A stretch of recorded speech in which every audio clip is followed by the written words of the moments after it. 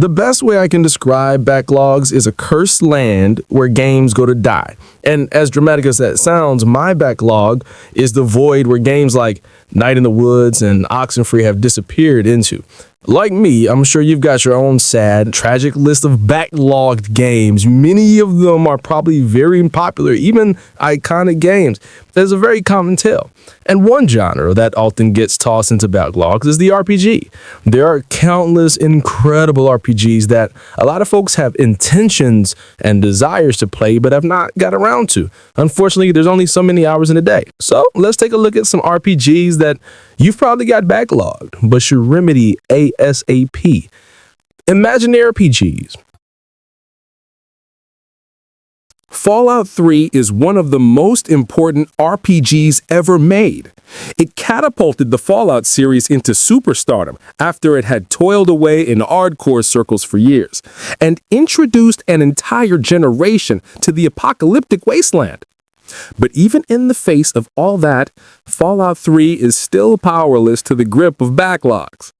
As sad as it is to believe, not everyone has finished the quest to find their father and put their unique stamp on the fate of the Capital Wasteland. The main game itself isn't even the biggest part of Fallout 3, as it has a huge list of outstanding DLC available. There is a staggering amount of content available for Fallout 3, and despite how big of a commitment it is, there's still insane value to be had in seeing you through in the end.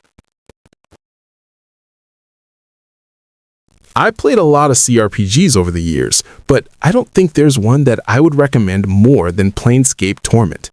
It's one of those games that I think is in everyone's backlog, but I'm not here to shame you. I'm just here to inform you that it's absolutely worth pushing to the front of the line. When you're making a game like this, it's important that the writing is on point. Not only is Planescape's writing excellent, it's some of the best dialogue and storytelling I've ever experienced in a video game. I understand that some people find these older CRPGs harder to get into, but Planescape Torment is one that I'd recommend above all others. It's genuinely one of the finest pieces of video game art ever made. It took me a long time to finally jump into Disco Elysium. Unfortunately, it's still stuck in my backlog after roughly 7 hours of playtime. But don't follow my bad example, because this innovative CRPG is one that you should play and finish immediately. It's one of those rare games that feels complete and without compromise. The developers of this game use their personal experiences growing up in Estonia, as well as a real-life revolution attempt that happened in France. The amount of player choice and freedom to complete the game with non-violence is astounding. It's also oozing with cool, unfettered swagger. This is a confident developer, and one that should be watched intently moving forward. There's a long-standing trend in the indie scene where developers will take influence from a classic game to inform their own, which has led to some remarkable projects. That said, Dark Messiah of Might and Magic is an RPG that every developer, be it indie or AAA, should take notes from. It's easily one of the best RPGs that I've ever played, thanks in large part to its slick, physics-based combat system. There just aren't a lot of RPGs like Dark Messiah on the market, which is a shame, considering how unique it is. Slicing an enemy up with the sword, then kicking them into a spike wall, or using a bow to drop a stack of crates onto a group of baddies is immensely satisfying. It also has a glorious kick button, and any game that has one of those is worth playing. As we inch closer to the apparent release date of Vampire the Masquerade Bloodlines 2, it's hard to believe that the game may actually come out. In the meantime, it's important to discuss just how many people have the original game in their backlog. Even back when the original Bloodlines came out, you could tell this was going to be one of those games that people would make plans to play, even if they never did. I myself have played through it roughly 4 times, and I can't get enough of just how unusual it is. It also has some of my favorite world designs, utilizing a small space with lots of detail to create familiarity. The world of LA and Bloodlines feels lived in, like a place that you could actually visit. The pulsing sound of distant nightclubs and quirky NPCs creates a world that is so unlike any game environment you can find today. If you grew up during the mid-2000s, chances are that you were like me and became hopelessly infatuated with Fable after seeing that train commercial a dozen times during MTV music video marathons. It was one of the best games available on the original Xbox back then and was a key part of Microsoft's strategy to dominate each genre. While that plan has had mixed results ever since, Fable is still an absolutely stellar RPG. Fable's universe is fun because it isn't just an epic fantasy world steeped in melodrama. The humor and offbeat tone are what made the game so unique at the time. If you're looking to play it today, I can't recommend Fable Anniversary enough. It includes the lost chapters, a closer revision to the original game, and plays brilliantly on PC. Deus Ex may be the textbook definition of a backlogged game. Everyone knows it, everyone has intentions of playing it, but it just feels like no one actually has.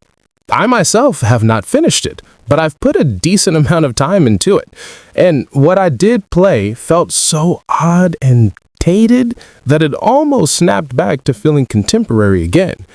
Deus Ex is a fascinating game, as this was the title that led to Warren Spector coining the term immersive sim, which has become a genre that no one can really define in a way that satisfies everyone. It's the kind of game where you know it when you see it, and Deus Ex is one that I think is well worth finishing. It's also due for a remaster in 2026, courtesy of Aspyr. So now is the time for all of us to jump in and see J.C. Denton's story to its conclusion. After watching my brother play hours upon hours of Morrowind for years, the next entry in the Elder Scrolls series was on the way. That game soon enveloped my life in every single capacity. Waiting an entire year for the PS3 version of the Elder Scrolls 4 Oblivion was painful, but it was the only game I played on that system for years after that. At this rate, everyone has probably finished Skyrim multiple times with a host of different builds, but Oblivion remains in the backlog of many. There's something about the unusual characters, surreal voice acting, and goofballs onto it that makes me keep coming back to it, more than any other Elder Scrolls game. The grip it's had on me since 2007 has not lessened one bit. As we all continue to collectively mourn the cancellation of Knights of the Old Republic 3, it's important to remember just why that game getting axed hurt so hard. Star Wars Knights of the Old Republic is still the best game based on the space saga that I've ever played. I haven't experienced the raw thrill and joy of existing in the Star Wars universe the way that this game does it. Traveling from planet to planet, uncovering the mystery of Darth Revan, and forging your own path to either the dark or light side of the Force is so much fun. If you've ever enjoyed Star Wars at any level, this is a game that has to be expelled from your backlog immediately. I still find it hard to believe when someone tells me they've never finished the Mass Effect trilogy. This trilogy was an unhealthy obsession for me back during the 2010s. The Mass Effect trilogy began almost 20 years ago, and in that time, it's become a global phenomenon. Even still, Mass Effect remains in the backlogs of many a player. It's understandable in a way, as these games require quite a bit of time to commit to. They really have to be the only games you're playing at any given time. But if you put the time in, you'll find a story and cast of characters that'll stick with you forever.